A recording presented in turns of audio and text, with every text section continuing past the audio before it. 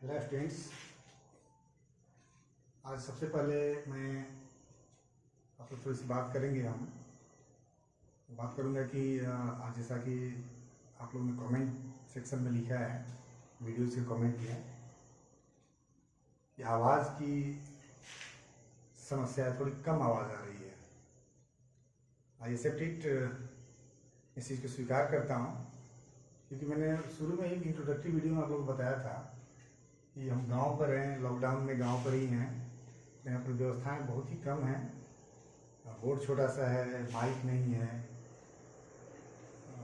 तो समस्या हो रही होगी। लेकिन फिर भी मैं प्रयास करूंगा कि ये समस्या को दूर किया जाए। इसका एक ही उपाय है कि थोड़ा तेज़ बोला जाए, और तो कुछ हो नहीं सकता, माइक यहाँ है नहीं। तो हमारे इस वीडियो में या आगे जो भी आएगा उसमें थोड़ा सा लाउडली बोलने का प्रयास करेंगे। चलिए तो देखते हैं। अभी हम लोग इलेक्ट्रोस्टैटिक्स पढ़ रहे हैं।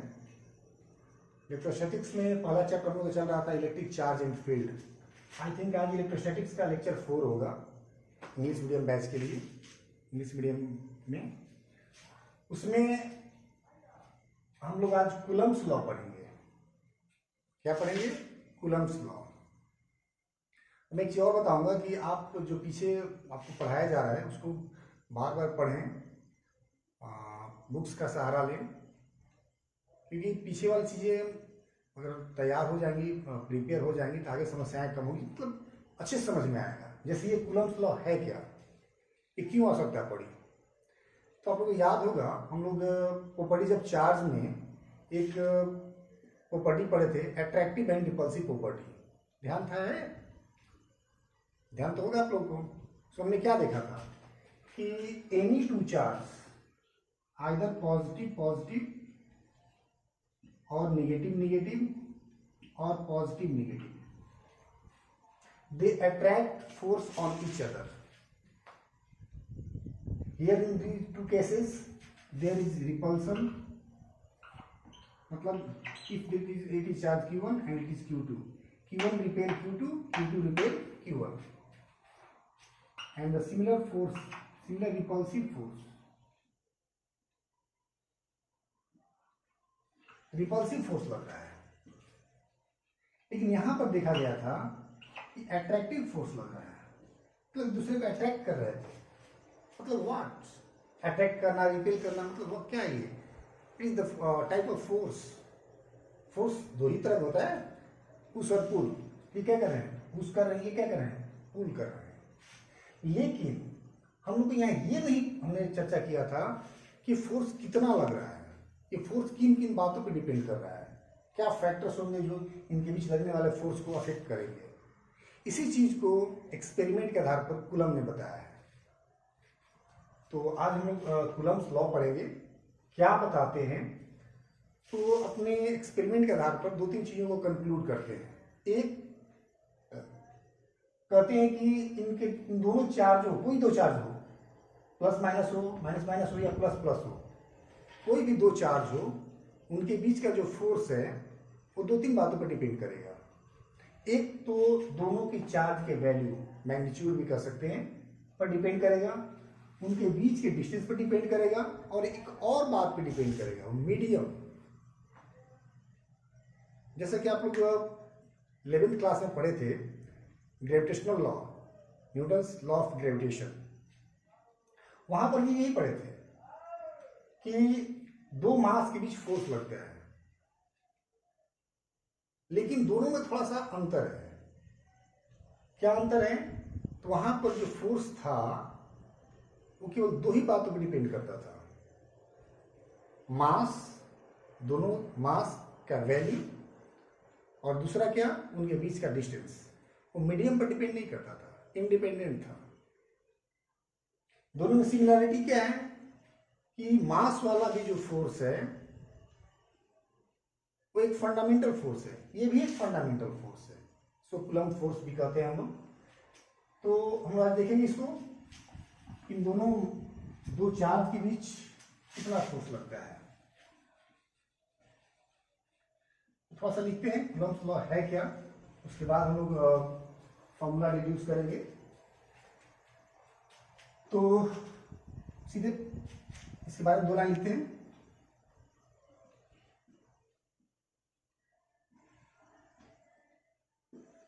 According to Coulomb,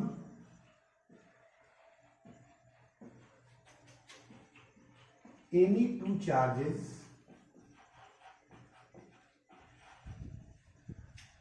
exert force on each other। दोनों क्या करेंगे, 2 चार्ज क्या करेंगे, एक दूसरे पर फोर्स लगाएंगे।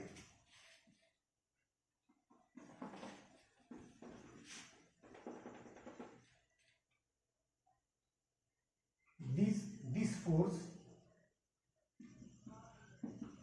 force may be attractive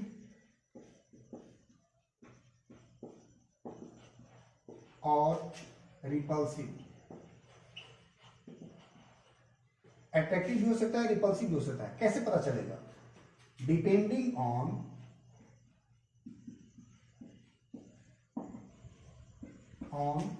their nature। अब नेचर तो जानते हैं, प्रॉपर्टीज ही पढ़े, नेचर ऑफ चार्ज। 2 नेचर है चार्ज के, पॉजिटिव और निगेटिव। तो अट्रैक्टिव कब होगा? वो देखे थे यहाँ पर, जब दोनों डिसिमिलर, एक पॉजिटिव हो निगेटिव हो तो अट्रैक्टिव होगा, और जब दोनों पॉजिटिव हो तो रिपल्सिव होगा, दोनों निगेटिव हो तो भी रिपल्सिव होगा। ठीक है, ये अपन बताते हैं। According to Coulomb, any two charges exert force on each other. This force may be attractive or repulsive, depending on their nature। जैसे ग्रेविटेशन में नहीं था, ग्रेविटेशन में क्या था, केवल अट्रैक्टिव होता है। मास के कारण जो फोर्स लगता है ओनली अट्रैक्टिव, वो रिपल्सिव नहीं होता, क्योंकि मास की प्रॉपर्टी एक ही है, निगेटिव मास नहीं होती। यहाँ पर चार्ज निगेटिव है, यहाँ पर फोर्स जो है अट्रैक्टिव भी हो सकता है, रिपल्सिव भी हो सकता है। अब बात करते हैं कि मैग्नीट्यूड कितना होगा, इन दोनों चार्ज के बीच में मैग्नीट्यूड कितना होगा। तो मैग्नीट्यूड निकालने के लिए बहुत सारे एक्सपेरिमेंट किए होंगे और रिजल्ट पर पहुंचते हैं। कहते हैं magnitude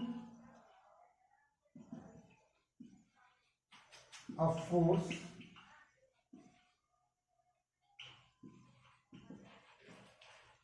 between two charges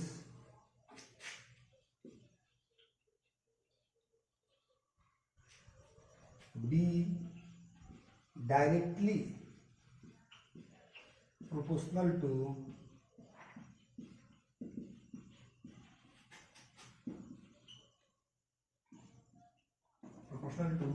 the two charges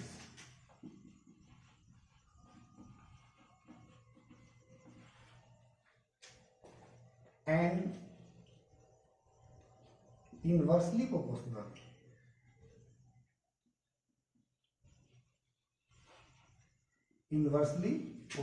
to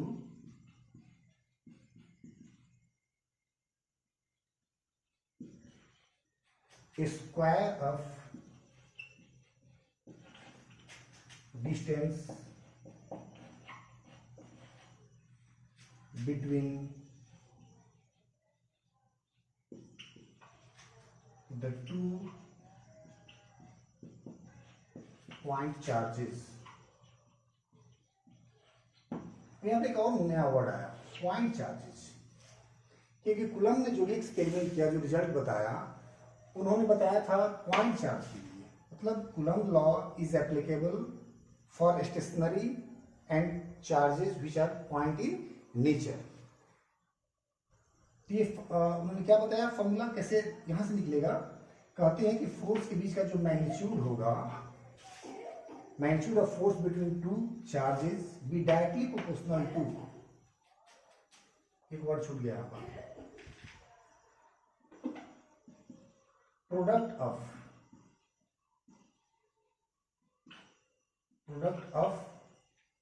directly proportional to product of the two charges and inversely proportional to a square of distance between the two point charges। मतलब दोनों पॉइंट चार्ज के बीच के distance के inversely proportional होगा और दोनों charge के value के प्रोडक्ट के डायरेक्टली प्रोपोर्शनल होगा। जैसे मान लीजिए ये दो चार्ज है हमारे पास, एनी टू चार्ज, ये कुछ भी हो सकते हैं, पॉजिटिव नेगेटिव, पॉजिटिव भी हो सकते हैं, दोनों नेगेटिव भी हो सकते हैं, एक पॉजिटिव दूसरा नेगेटिव हो सकता है, Q1 and Q2, distance is R, दोनों दोनों पॉइंट चार्ज दिया।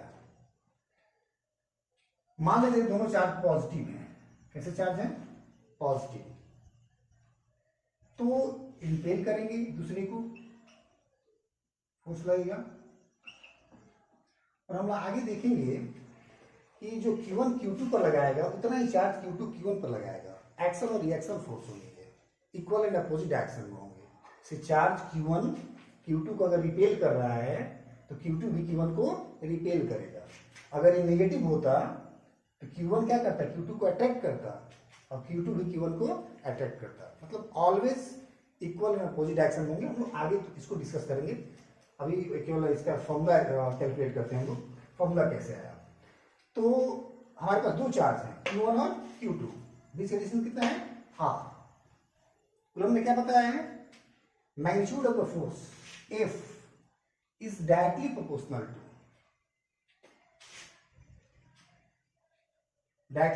to product of the two charges। Product मतलब क्या, Q1 इंटू Q2। अब आपके मन में आ सकता है Q1 बाई Q2 क्यों नहीं, Q1 प्लस Q2 क्यों नहीं, तो ऐसे रिजल्ट नहीं आया। बहुत सारे एक्सपेरिमेंट उन्होंने किया होगा कि दो चार, दो कूलम का है, दो कूलम का है, ऐड करने पर भी 4 आएगा, मल्टीप्लाई करने पर भी 4 आएगा, 4 आएगा। बट अगर 3 कूलम हो जाए, 3 और 3 ऐड करने पर 6 आएगा और मल्टीप्लाई करने पर 9 आएगा। तो उन्होंने देखा कि ऐड करने के अकॉर्डिंग फोर्स नहीं पड़ रहा है, मल्टीप्लाई करने के अकॉर्डिंग पड़ रहा है। तो उन्होंने बताया कि force be directly proportional to product of the charges Q1 and Q2 and inversely proportional to square of distance R square या इनवर्सली प्रोपोर्शनल होगा। इन दोनों को हम कंबाइन करेंगे तो मिल जाएगा formula F proportional Q1 Q2 by R square. अब कहीं प्रोपोर्शनलिटी साइन हटाते हैं तो कांस्टेंट देते हैं, तो उन्होंने कांस्टेंट दिया K, F equal to K Q1 Q2 by R square, ये आपको फॉर्मूला मिल गया। अब ये कंफ्यूजन नहीं होना चाहिए कि ये कब अप्लाई करेंगे, पॉजिटिव के केस में कि नेगेटिव के केस में कि पॉजिटिव नेगेटिव के केस में, तो हर केस में, ठीक है। हाँ, अंतर क्या होगा कि फोर्स के डायरेक्शन में अंतर आएगा, पॉजिटिव पॉजिटिव होगा तो, पॉजिटिव नेगेटिव होगा तो अलग अलग डायरेक्शन हो जाएगा, वैल्यू इतना ही आएगा। किसी भी केस में आप यही फॉर्मूला अप्लाई करेंगे, F equal to K Q1 Q2 by R square. यहाँ पर K क्या है, एक प्रोपोर्शनलिटी कांस्टेंट है, ठीक है। तो ऊपर साफ करना होगा तब हम लिख पाएंगे।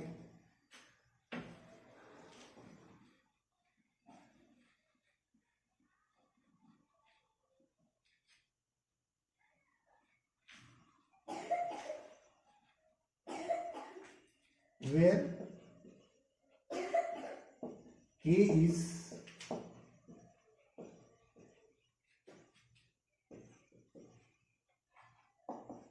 proportionality constant and experimentally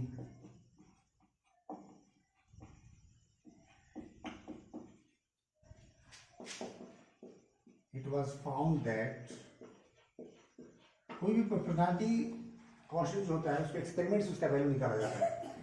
found that K equal to 1/4 pi epsilon not.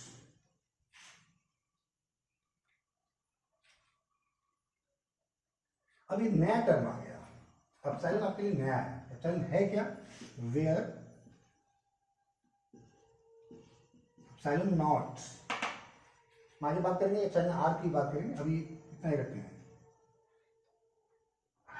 मैं यही ऐड भी कर देते हैं एप्सिलॉन आर। दो चीजें, क्योंकि मैंने बताया कि कूलम ने बताया कि 3 बातों पर डिपेंड करेगा, एक तो चार्ज पर, दूसरा डिस्टेंस पर और तीसरा मीडियम पर। वही है, इसे कहते हैं रिलेटिव परमिटिविटी। या परमिटिविटी ऑफ द मीडियम या dielectric constant of the medium. देखिए आगे वेयर एप्सिलॉन नॉट इसको क्या पढ़ेंगे, epsilon not is permittivity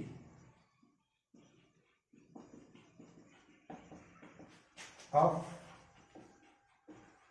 free space or vacuum and epsilon r is the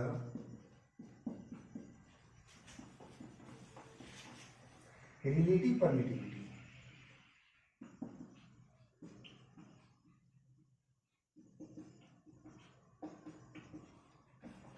permittivity of the medium और इसको कह सकते हैं डाइलेक्ट्रिक कांस्टेंट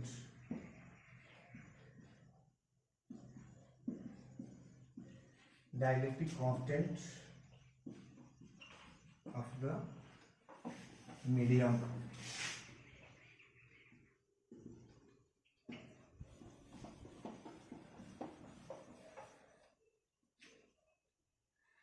अब ये वैल्यू जो होगा एप्सिलॉन आर का, ये मीडियम पर डिपेंड करेगा। Value of epsilon R depends on medium.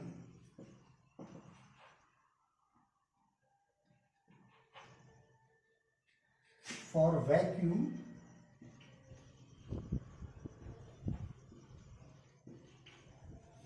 और air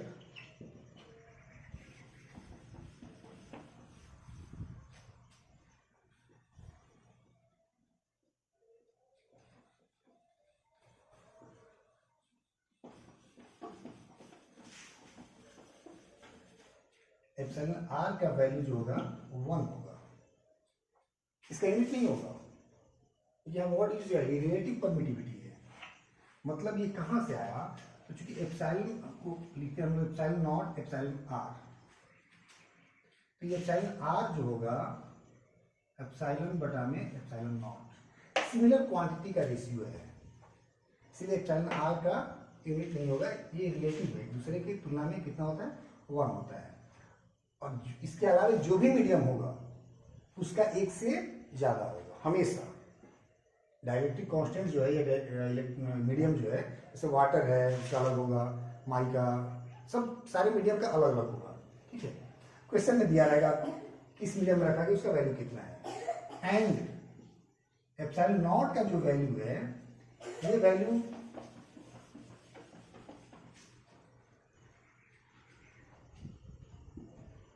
(8.85 into 10 to the power -12 Newton inverse two coulomb square. तो अब यूनिट कहां से आया हम देखेंगे आगे, यूनिट डायमेंशन फॉर्मूला से आता है। तो हमारे पास जो एक्सटेंडेड फॉर्म हो गया कूलम्ब्स लॉ का, that is F equal to 1/4 pi epsilon naught epsilon R Q1 Q2 by R square. ये फॉर्म हो गया। ठीक है, और अगर हम एयर की बात करें, चार्ज वैक्यूम और एयर में रखा हुआ है, when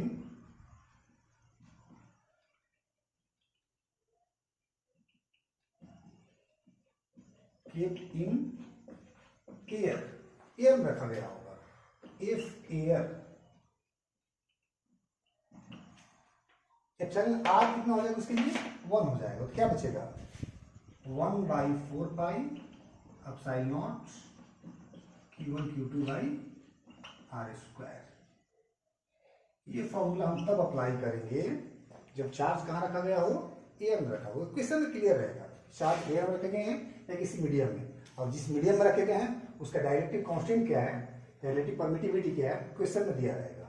ठीक है। दूसरी बात, जब चार्ज मीडियम में रखे गए हैं, चार्ज बी kept in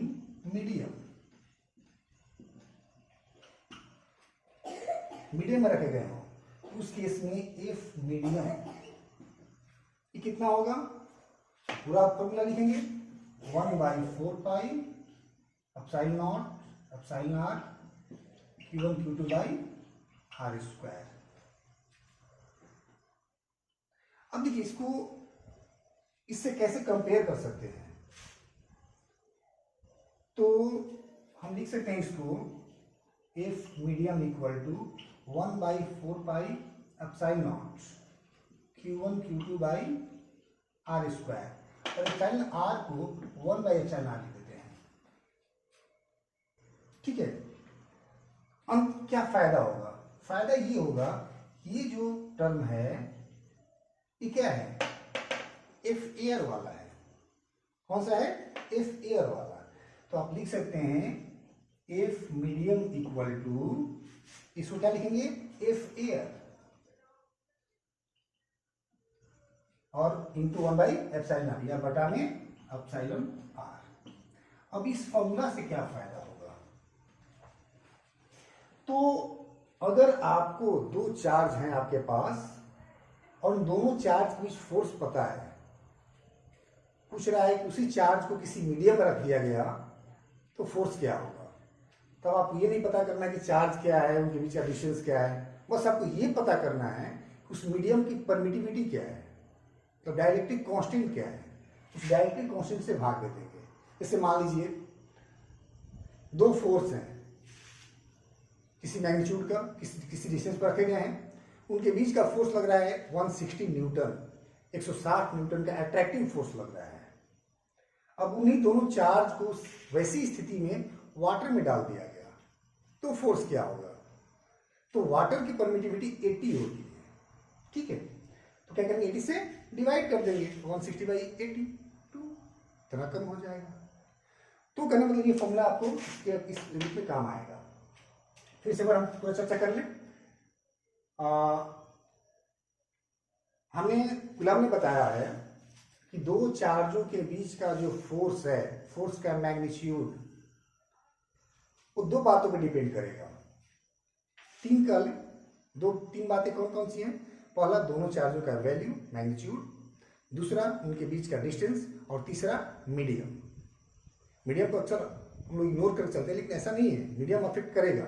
हाँ, एक्चुअली होता क्या है कि ऑलमोस्ट क्वेश्चन जो मिलेंगे वो एयर वाले होंगे, वैक्यूम वाले होंगे, इसलिए मीडियम का वाले क्वेश्चन बहुत कम मिलते हैं, लेकिन है, प्रभाव है। तो उन्होंने बताया कि फॉर्मूला आया F proportional Q1 Q2 by R square. Proportionality sign हमने हटाया तो कांस्टेंट दिया क्या, के, तो फॉर्मूला हमारा हो गया F equal to K Q1 Q2 by R square. अब के प्रोपोर्शनलिटी कांस्टेंट है, उसका वैल्यू निकालेंगे कैसे, एक्सपेरिमेंट से। एक्सपेरिमेंट से वैल्यू जब निकाला गया उसका वैल्यू कितना आया, 1/4 एप्सिलॉन नॉट एप्सिलॉन आर। यहाँ पर दो नए टर्म मिले, एप्सिलॉन नॉट और एप्सिलॉन आर। एप्सिलॉन नॉट क्या है, इसको पढ़ेंगे क्या, एप्सिलॉन नॉट क्या है, permittivity of the free space और वैक्यूम, और एप्सिलॉन आर क्या है, relative permittivity of the medium और dielectric constant of the medium. इसका वैल्यू जो होता है एप्सिलॉन आर का किस पर डिपेंड करेगा, मीडियम पर। अलग अलग मीडियम का अलग अलग होगा, एयर के लिए या वैक्यूम के लिए कितना होगा, 1। अब रही बात एप्सिलॉन नॉट का, ये क्या है कि पूरे यूनिवर्स के लिए कहीं भी लिखा हुआ फ्री स्पेस का कांस्टेंट है कि कहीं भी इतना ही होगा, 8.85 10⁻12 meter inverse to coulomb square. तो हमारा फॉर्मूला जो आ गया स्टैंडर्ड फॉर्म में क्या आ गया, F equal to 1/4 epsilon naught epsilon R Q1 Q2 by R square. अब ये दो केस यहाँ पर आएंगे, चार्ज या तो एयर में होंगे तो एप्सिलॉन आर का वैल्यू 1 हो जाएगा, तो फॉर्मूला हो जाएगा 1/4 epsilon naught Q1 Q2 by R square. दूसरा केस क्या हो सकता है कि वो मीडियम में होंगे। कहाँ होंगे? मीडियम में। एफ मीडियम क्या हो जाएगा? 1/4 पाई एप्सिलॉन नॉट और एप्सिलॉन आर भी होगा यहाँ पर Q1 Q2 by R square. अब इसको थोड़ा सा हम कंपेरिजन करते हैं एयर वाले से। तो हमने क्या किया? एप्सिलॉन आर को अलग कर दिया। F M equal to 1/4 pi epsilon M मतलब मीडियम के लिए आया है Q1 Q2 by R square into 1 by epsilon R. अब ये जो टर्म है 1/4 pi epsilon naught Q1 Q2 by R square, ये क्या है? एयर वाला है, एफ एयर। तो हमने इतना क्या लिख दिया? एफ एयर और इंटू 1 बाई एप्सिलॉन आर। इसका फायदा ये होगा कि अगर आपको एयर में दो चार्ज रखे गए उनके बीच का फोर्स पता है तो मीडियम वाला उसके डायरेक्टिव कांस्टेंट से डिवाइड करके प्राप्त कर सकते हैं, डायरेक्टली आप फाउंड कर सकते हैं। ठीक है। हाँ, एक और बात, यहाँ पर जो टर्म है ये 1/4 पाई एप्सिलॉन नॉट, इसका वैल्यू अब सारा वैल्यू जानते हैं, फोर्स जानते हैं, पाई का वैल्यू जानते हैं, एप्सिलॉन का वैल्यू जानते हैं। ये कैलकुलेट करने पर आया था 1/4 पाई एप्सिलॉन नॉट आता है ये 8.89, बट हम उतना नहीं रखेंगे, 9 into 10 to the power 9 newton meter square coulomb inverse 2, ये आपको वैल्यू आता है। ठीक है। इतना करने के बाद हम लोग अब हम लोग स्थिति में क्वेश्चन कर सकते हैं। ठीक है, तो आप इसको नोट कर लें।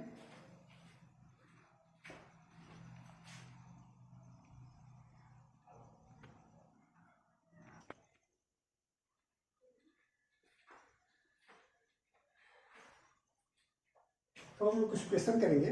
जैसे क्वेश्चन एक बोर्ड पे लिखा हुआ है, calculate the force between two charges of 4 microcoulomb and 5 microcoulomb placed at A distance of 3 centimetre in air. ये क्लियर किया हुआ है। यहाँ पर चार्ज कहाँ रखे गए हैं? एयर में रखे गए हैं।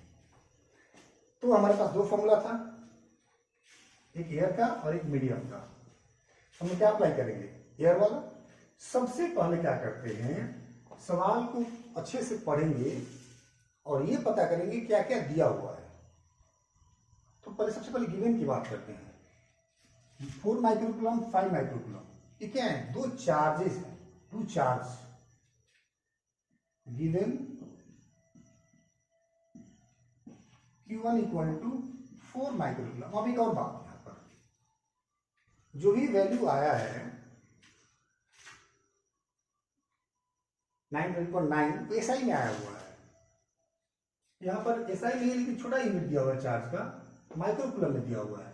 इसको हम सबसे पहले कूलम में कन्वर्ट करेंगे। 4 इंटू 10 टू द पावर -6 से मल्टीप्लाई करेंगे, फिर कूलम में आ जाएगा। Q2 कितना होगा? 5 माइक्रोकूलम दिया हुआ है, 5 इंटू 10 टू द पावर -6। और R कितना दिया हुआ है? Distance distance of 3 centimetre in air. दोनों चार्ज 3 सेंटीमीटर पर रखे हुए हैं, 3 सेंटीमीटर। अब इसको मीटर में कन्वर्ट करेंगे, तो 3 into 10 to the power -2 meter. 100 से डिवाइड करेंगे या 10 टू द पावर -2 से मल्टीप्लाई कर देंगे तो मीटर में कन्वर्ट हो जाएगा। अब हमारे पास फॉर्मूला क्या है? एस एफ एयर का फॉर्मूला जो होता है, क्या था फॉर्मूला हमारा? 1/4 pi epsilon naught Q1 Q2 by R square. Value put कर दीजिए, कुछ नहीं करना है। इसका वैल्यू जानते हैं, कितना हो जाएगा? 9 into 10 to the power 9। Unit छोड़ देते हैं क्योंकि फोर्स है, यूनिट क्या आएगा? न्यूटन ही बचेगा। ठीक है, हम यूनिट निकालने पर बता देंगे, आप लोग बताया नहीं। इसका वैल्यू कितना हुआ? 9 into 10 to the power 9। Q1 कितना है? 5 into 10 to the power -6। Q2 कितना है? सॉरी, Q1 4 है। Q2 कितना है? 5 into 10 to the power -6 upon R square. R कितना है? 3 इंटू 10 टू द पावर -2 का स्क्वायर। बस मल्टीप्लाई कर लेना है। तो ये अच्छी और चीज हम लोग पहले प्रयास करते हैं, कुछ चीजें कट जाती हैं आसानी से, क्योंकि कैलकुलेशन इजी होना चाहिए। कैलकुलेशन अगर आपका लेंदी हो जाए तो फिर आंसर नहीं आएगा और आपका समय बर्बाद होगा। ठीक है, तो हम क्या करते हैं, हमारे पास क्या है, इसको 9 कैसे रखते हैं, क्योंकि 3 है यहाँ पर, स्क्वायर करते 9 हो जाएगा और कट जाएगा, बाद में उसको करते हैं। 4 इंटू 5 20। 10 का पावर -6 -12 और +9 कितना हो जाएगा? -3। -6 + 9 यही ना, -12 + 9 मतलब -3। और नीचे क्या है? 3 का स्क्वायर करेंगे 9। 10 के पावर -2 का स्क्वायर, पावर का पावर होता है तो मल्टीप्लाई हो जाता है, 10 का पावर -4। 9 से 9 कैंसिल हो जाएगा, क्या बचा? F इक्वल टू बचा 20 इंटू 10 टू द पावर, ऊपर चला जाएगा, -3 इंटू 10 का पावर 4। F इक्वल टू हो गया आपको 2 इंटू 10 का पावर 1, इसको भी सकते हैं या ऐसे ही छोड़ो, 20 इंटू 10 टू द पावर 4 और -3 1 कितना हो जाएगा? 10 into 20 200। F equal to 200 newton. अब ये अट्रैक्टिव होगा या रिपल्सिव होगा? तो ये डिपेंड करेगा इसके नेचर पर, इसका नेचर क्या है। तो अगर नहीं दिया है तो दोनों क्या है? पॉजिटिव है। नेगेटिव रहता तो नेगेटिव लिखा गया, नहीं लिखा गया तो क्या मान लेंगे हम लोग? दोनों को पॉजिटिव। तो कैसा फोर्स लाएगा? रिपल्सिव फोर्स लाएगा। ठीक है, कुछ बातें और इसमें हम लोग चर्चा करेंगे कि इसकी प्रॉपर्टीज क्या है, कूलम्ब्स लॉ की प्रॉपर्टीज क्या है। ठीक है, कुछ और क्वेश्चन करेंगे, तो पहले प्रॉपर्टीज थोड़ा देख लेते हैं हम लोग।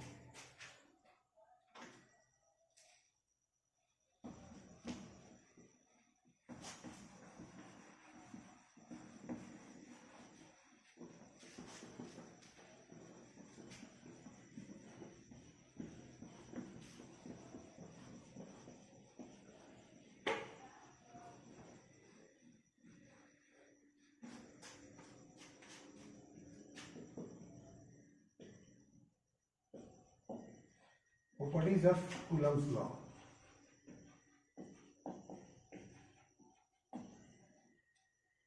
Coulomb's law की प्रॉपर्टीज क्या है? तो एक तो हम लोग वहां पर भी पढ़े थे प्रॉपर्टीज ऑफ चार्ज में कि दो फोर्स होंगे, फिर फोर्स लगेगा, अट्रैक्टिव होगा या रिपल्सिव होगा। तो ये जो फोर्स है, जैसे मास के कारण जो फोर्स लगता है वो ऑलवेज अट्रैक्टिव, लेकिन चार्ज के कारण जो फोर्स लगेगा मे बी अट्रैक्टिव और रिपल्सिव। ठीक है, तो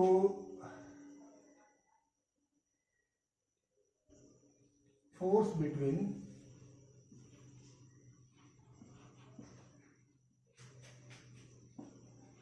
two charges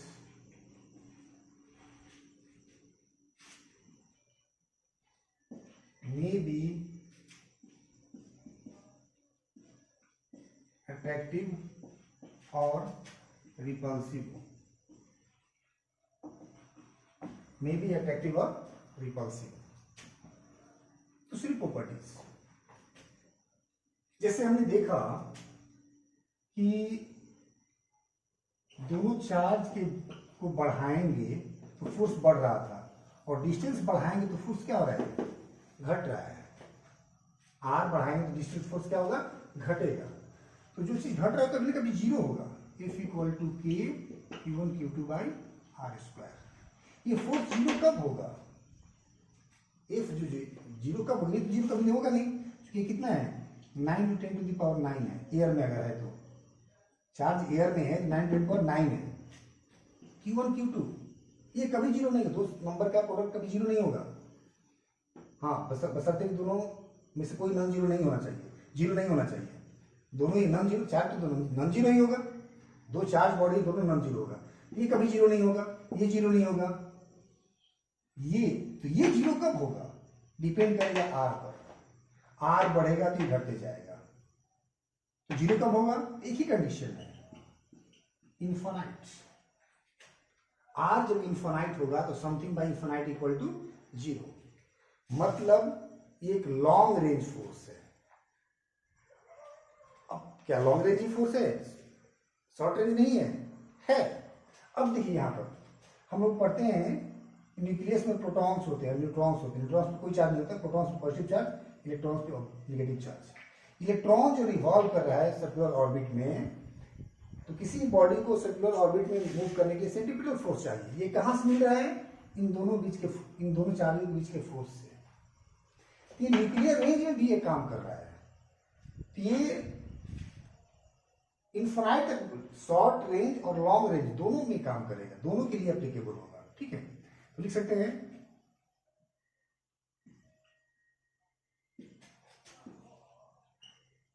Coulomb's law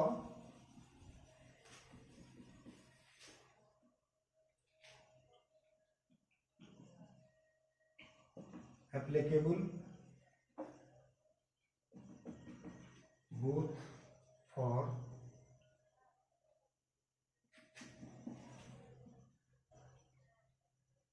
nuclear range, short range and long range। ठीक, कम दूरी के लिए काम करेगा, ज्यादा दूरी के लिए भी काम करेगा। एक और बात, एक सेंट्रल फोर्स है। सेंट्रल फोर्स का मतलब क्या है कि जब भी फोर्स लगेगा Q1 और Q2 के बीच में, डायरेक्शन डिपेंड करेगा उनके चार्ज पर।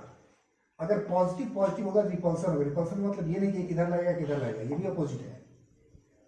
जब भी लगेगा इन दोनों चार्जों को मिलाने वाली, ज्वाइन करने वाली लाइन के अलॉन्ग होगा।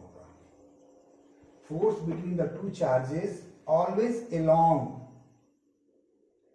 line joining the center of the two charges। कहां लगेगा?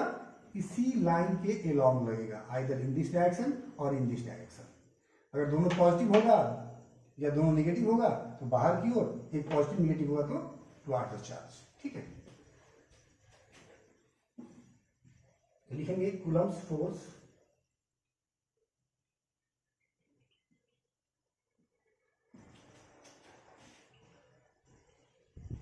acts along the line joining the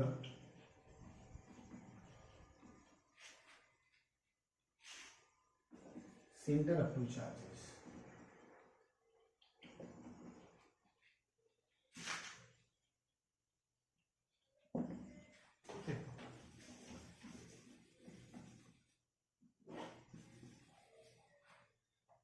एक और लिख सकते हैं, it is a fundamental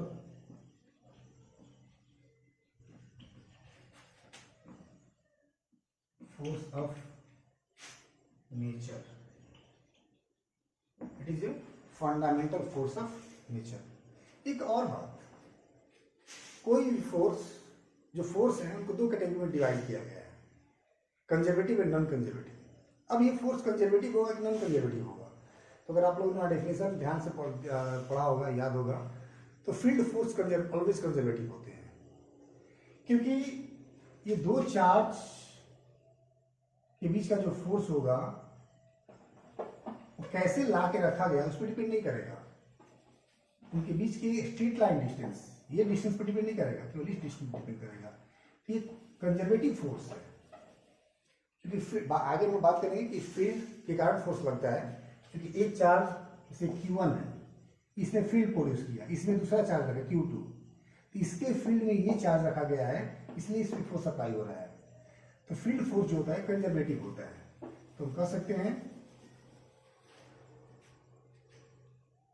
call में coulomb force is a conservative force.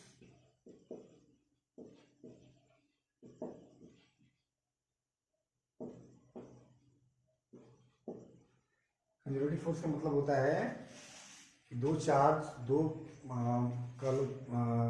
मतलब वर्क डन जो है पाथ पे डिपेंड नहीं करता। आगे क्या, आगे वर्क डन क्या है आगे हम अगले वीडियो में बात करेंगे। बस यहाँ जान लें आप कि कूलम्ब फोर्स कैसा है, कंजर्वेटिव फोर्स है। अब एक और बात हम कर सकते हैं कि एप्लीकेशंस क्या है इसके। बहुत लंबा नहीं करेंगे, क्लास को खत्म करेंगे, अगली क्लास में डिस्कस करेंगे। तो एप्लीकेशन, जैसे यहाँ पर हमने देखा कि अगर ये फोर्स नहीं होता, इलेक्ट्रॉन और प्रोटॉन के बीच में फोर्स नहीं लगता, तो क्या इलेक्ट्रॉन न्यूक्लियस के अराउंड रिवॉल्व नहीं करता। जब न्यूक्लियस का इलेक्ट्रॉन न्यूक्लियस के अराउंड रिवॉल्व नहीं करता तो एटम का एग्जिस्टेंस नहीं होता। जब एटम ही नहीं है तो क्या होता, क्योंकि सब चीज तो बना हुआ कैसे, एटम से बने हुए हैं। ठीक है, तो आज के क्लास में इतना ही रखते हैं। अगले क्लास में हम लोग इस टॉपिक से कुछ और क्वेश्चन करेंगे। और एक और बात, क्योंकि हम लोग फोर्स कैलकुलेट कर रहे हैं, फोर्स एक वेक्टर क्वांटिटी है कि जो हमारा फॉर्मूला है ना, जो हमने फॉर्मूला रिड्यूस किया है, कूलम ने जो रिड्यूस किया है उसको वेक्टर फॉर्म में भी लिखेंगे। ठीक है, और वहीं पर प्रूफ होगा कि Q1 जितना Q2 पर फोर्स लगाएगा, Q1 जितना Q2 पर फोर्स लगाएगा उतना ही फोर्स Q2 Q1 पर लगाएगा। अट्रैक्टिव हो या रिपल्सिव, लेकिन मैग्नीट्यूड ऑफ फोर्स दोनों का क्या होगा, इक्वल होगा। ठीक है, और वहां पर एक और बात करेंगे कि अभी तो हमारे पास दो चार्ज है, दो चार्ज के बीच फोर्स लग रहा है, तो हमारे पास फॉर्मूला है। मतलब मल्टीपल ऑफ चार्जेस, बहुत सारे चार्ज हो, तो कैसे हम फोर्स अप्लाई करेंगे, फोर्स कैलकुलेट करेंगे। ठीक है, इन सब बातों को डिस्कस करेंगे अगले क्लास में। आज के लिए इतना ही, थैंक यू।